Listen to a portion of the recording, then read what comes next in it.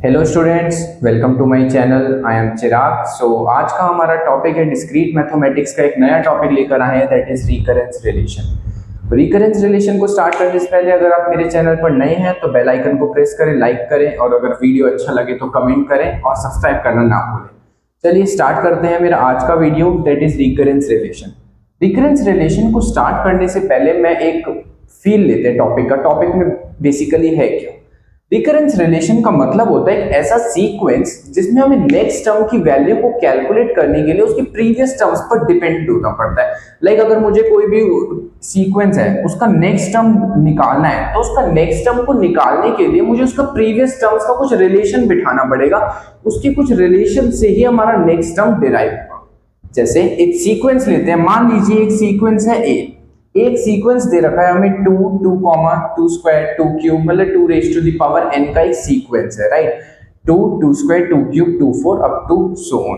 ठीक है, अब इस सीक्वेंस को हमें नहीं पता ये जो हमारा सीक्वेंस मुझे दे रखा है ये रिकरेंस रिलेशन का सीक्वेंस है या नहीं।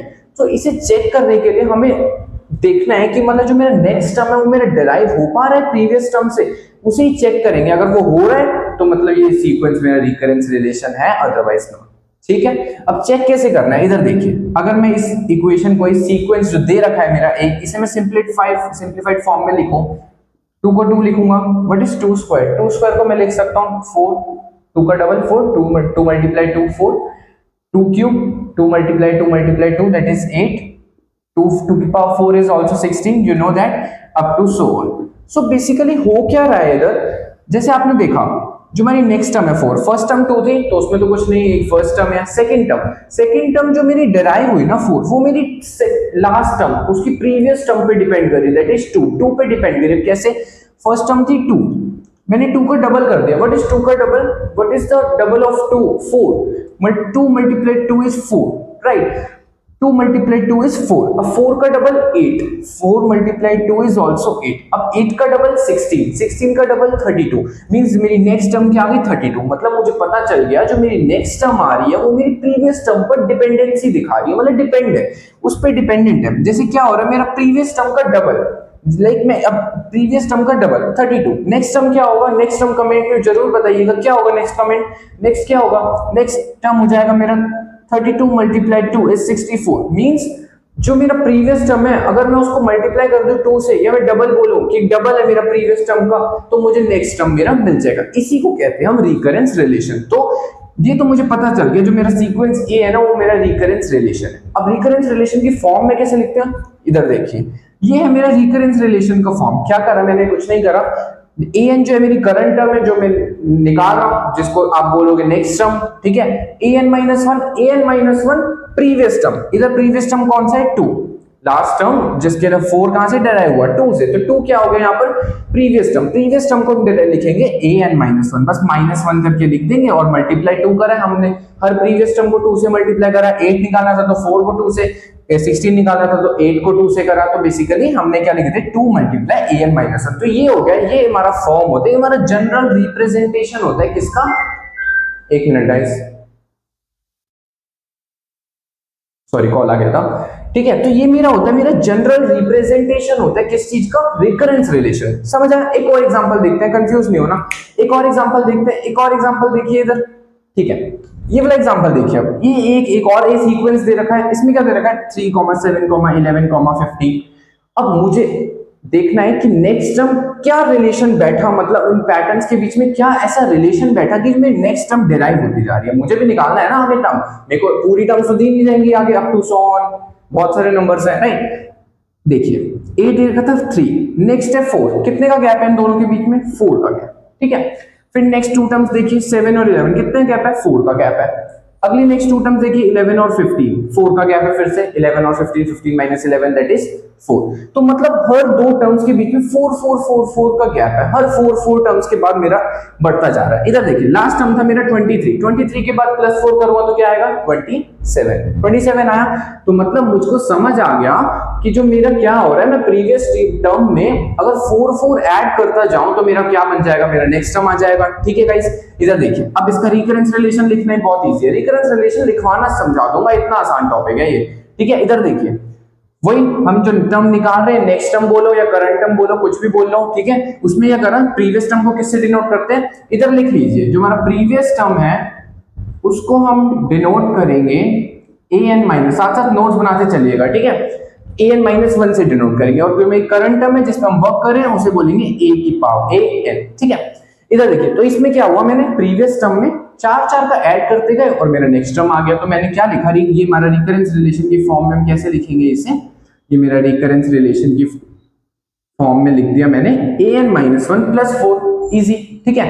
एक और एग्जांपल देख लेते हैं, एक और एग्जांपल में क्या है हमारा, ये तो सबने पढ़ रखा होगा, कोडिंग का इक्वेशन दिया है मैंने, कोडिंग का एग्जांपल है, दैट इज ये कौन सी सीक्वेंस, हमारी फिबोनाची सीक्वेंस, फिबोनाची सीक्वेंस क्या होता है, फिबोनाची सीक्वेंस में ऐसा होता है कि मतलब कि जो हमारा रिजल्ट है ना, जो हमारा नेक्स्ट टर्म है, वो addition of last two terms पे डिपेंड है, रिलेशन आ गया ना, मींस प्रीवियस टू टर्म्स का addition will give you the next term, previous two terms का addition will give you the next term, ये होता है मेरा फिबोनाची सीरीज का टर्म। अब इस पे देखिए, रिकरेंस रिलेशन आप खुद बताएंगे कमेंट में, कमेंट करके, मैं बता रहा हूं वैसे, एक बार पहले खुद सोचिएगा, पॉज करके फिर ट्राई करेगा, फिर देखिएगा, नहीं होता तो देखिए इधर हुआ क्या, ये हमारा फर्स्ट टर्म है, देखिए फिबोनाची सीक्वेंस नहीं पता तो मैं बता देता हूं कि जो मेरी फर्स्ट टू टर्म्स होती है हमारी फिक्स रहती है, 1 1, मैंने इनिशियलाइज कर दी, मेरी इनिशियल कंडीशन हो गई a1 and a2 is equals to 1, a1 a2 मतलब first term, a1 a2 second term, दोनों को मैंने 1 से इनिशियलाइज कर दिया, राइट गाइस। उसके बाद मुझे नेक्स्ट टर्म निकालना है, मैंने क्या बताया, फिबोनाची सीरीज में जो मेरा नेक्स्ट टर्म होता है वो हमारा एडिशन होता है प्रीवियस टू टर्म्स का, राइट। तो प्रीवियस टू टर्म्स कौन सी, 1 and 1, 1 1 1 plus 1 that is 2, तो मेरा नेक्स्ट टर्म कितना आ गया, 2। नेक्स्ट टर्म कैसे निकालेंगे, addition of 1 and 2, 1 plus 2 3, next term आ गया 3। अब नेक्स्ट टर्म कैसे निकालेंगे, addition of 2 and 3, next term क्या आ गया, 2 plus 3 is 5, so and so on, 5 3 plus 5 is 8 and so on, विचारते जाएंगे, राइट, ठीक है। तो हमारा ये हो गया, क्या हो गया मेरा, ये फिबोनाची सीक्वेंस हो गया। अब इसका रिकरेंस रिलेशन देखना है, रिकरेंस रिलेशन कैसे लिखेंगे, मैंने बताया कि जो प्रीवियस दो टर्म्स है ना, उसका क्या लिखना है मेरे को, एडिशन, मेरी फर्स्ट टर्म क्या थी, मैं लिख सकता हूँ फर्स्ट टर्म को ए एन माइनस वन, जैसे यहाँ पर लिख रहे थे, प्रीवियस टर्म को किससे डिनोट कर रहे थे, ए एन माइनस वन से, ए एन माइनस वन लिखो प्लस ए एन माइनस टू, दोनों का एडिशन कर दूंगा तो मुझे क्या, ये हो गया मेरा recurrence relation of Fibonacci series. I hope कि रिकरेंस रिलेशन लिखना समझ आ गया होगा। अब हम देखते हैं linear recurrence relation with constant coefficient और उसकी जनरल रिप्रेजेंटेशन, ठीक है, चलिए स्टार्ट करते हैं इसे।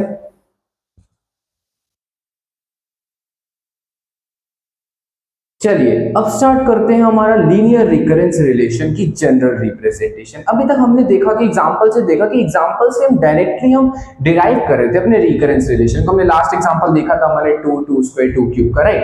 अब हम देखते हैं लीनियर रिकरेंस रिलेशन को बेसिकली रिप्रेजेंट कैसे करते हैं वो देखते हैं। वैसे हमने देख लिया कि डायरेक्टली हमने क्वेश्चन से अपने रिकरेंस रिलेशन को डिराइव करना सीख लिया, बस उसी का यूज करके हमने जनरल फॉर्म बना दी है ताकि याद रहे, ताकि अगर आगे डिफिकल्ट क्वेश्चंस आए या कोई क्वेश्चंस आए हम डायरेक्टली रिप्रेजेंट करने पाए, हम लॉन्ग मेथड से ना जाए, ठीक है। और इधर देखिए जनरल रिप्रेजेंटेशन में कुछ भी नहीं है, हमने क्या डिराइव किया था, हमने लास्ट एग्जांपल में लिखा था 2 multiply an-1 where an-1 you remember that is the last previous term, right। तो उससे ही हमने जनरल रिप्रेजेंटेशन डिराइव किया। देखिए इधर देखिएगा ध्यान से, क्या था टर्म 2 multiply an-1, 2 क्या है, कांस्टेंट है, बार बार हम प्रीवियस टर्म को एक सिमिलर कांस्टेंट से मल्टीप्लाई कर रहे थे again and again, 2 4 8 16, right, like this, okay.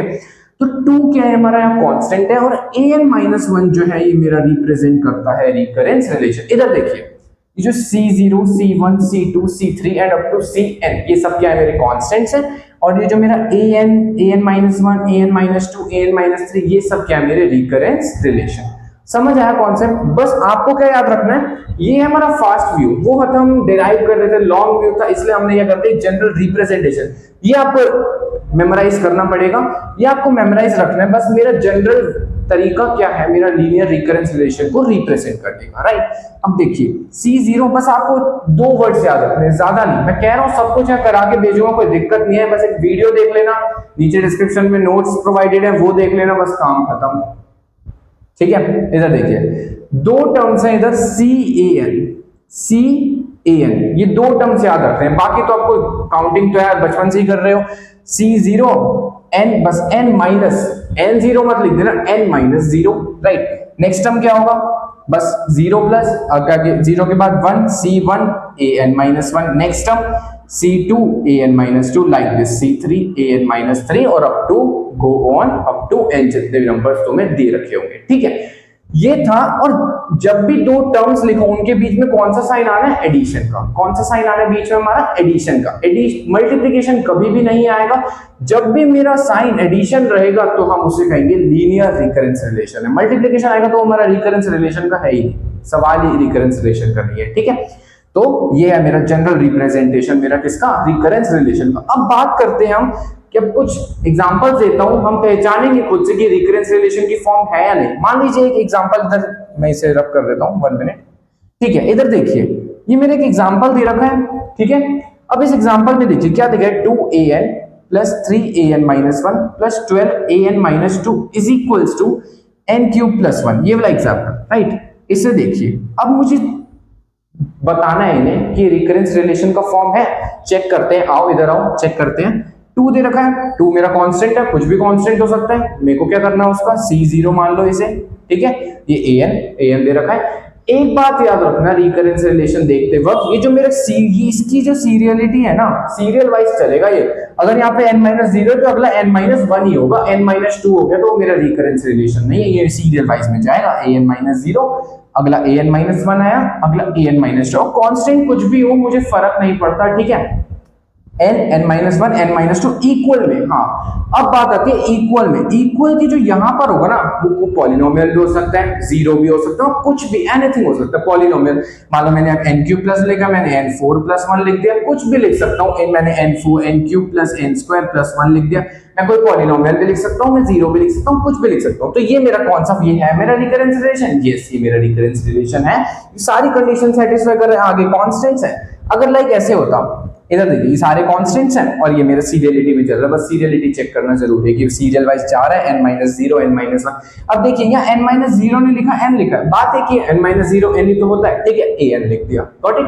ये हो गया मेरा रिकरेंस रिलेशन का एग्जांपल। एक और एग्जांपल देखिए, अगर मैं लिखता an-1 plus an-2 plus an-3, यह है रिकरेंस रिलेशन का। और ये भी है, क्या हो गया, इसमें भी तो सीरियलिटी देखनी है। कांस्टेंट की वैल्यू क्या है, हर की कांस्टेंट की वैल्यू 1 है, इसके साथ कुछ नहीं है तो मतलब 1, ये भी 1, ये भी 1, ये भी 1, तो मतलब ये भी क्या है, मेरा रिकरेंस रिलेशन है, ठीक है। समझ आया। बस अगर मान लो, एक मिनट, अगर मान लीजिए कि इधर मुझे दे रखे हैं, इधर देखिए, मान लीजिए मुझे ऐसे दे रखा है an multiply an-1 is equals to n³ + 1, तो ये मेरा रिकरेंस रिलेशन है? नहीं, ये मेरा रिकरेंस रिलेशन नहीं है। क्यों नहीं है? क्योंकि मल्टीप्लिकेशन आ गया, जब भी मल्टीप्लिकेशन आ जाए तो मेरा रिकरेंस रिलेशन नहीं होगा, राइट। क्लियर, ठीक है। आगे बढ़ते हैं, ये हो गया मेरा। जल्दी से 2 इंपॉर्टेंट टर्म्स हैं, उसे देख लेते हैं, फिर देख करते हैं, ठीक है। अब आता है मेरा 2 important terms, that is order और डिग्री। कुछ नहीं है ऑर्डर और डिग्री में। ऑर्डर क्या होता है, difference between the highest and the lowest subscript of a. Highest and the lowest subscript of a मतलब क्या है, देखिए ये मान लीजिए एग्जांपल है, एक एग्जांपल से देखते हैं ऑर्डर कैसे निकालते हैं। अब आता है ऑर्डर कैसे निकालेंगे हम रिकरेंस रिलेशन का। मान लीजिए मेरी एक इक्वेशन दे रखी है, ऑर्डर निकालना है। ऑर्डर कैसे निकालेंगे, इसकी हाईएस्ट डिग्री देखो। हाईएस्ट डिग्री क्या है, हाईएस्ट डिग्री मतलब ए के जो नीचे होती है ना वो डिग्री होती है। जैसे अब यहाँ n है ना, n डिग्री है, इसकी डिग्री क्या है, n-1, ठीक है। इसकी डिग्री क्या है, n-2, लाइक। अब इसकी हाईएस्ट डिग्री क्या है, n, इसकी हाईएस्ट डिग्री क्या है, n-2, ठीक है। अब मुझे क्या करना है, difference between the highest and the lowest subscript, कुछ नहीं करना। इधर n-1 लिखो, क्योंकि सीरियलिटी में होना चाहिए, ठीक है। मुझे क्या करना है, बस n-1 सब्ट्रैक्ट कर दो, क्या हो जाएगा, n-n, माइनस माइनस अंदर जाएगा, प्लस n से n कट गया, क्या आया मेरा ऑर्डर, कितना आया, 1। सो पहले का क्या आया, मेरा ऑर्डर 1 आया। लास्ट 2 का आप लोग कमेंट्स करेंगे, ऐसे ही कमेंट करके बताइएगा इन दोनों का ऑर्डर क्या होगा। लास्ट डिग्री देख लेते हैं। डिग्री क्या होता है, it is defined as the highest power of an, ठीक है। हाईएस्ट पावर मींस, इधर देखिए, इसमें देखिए, इसकी मैं डिग्री बता देता हूं, ठीक है।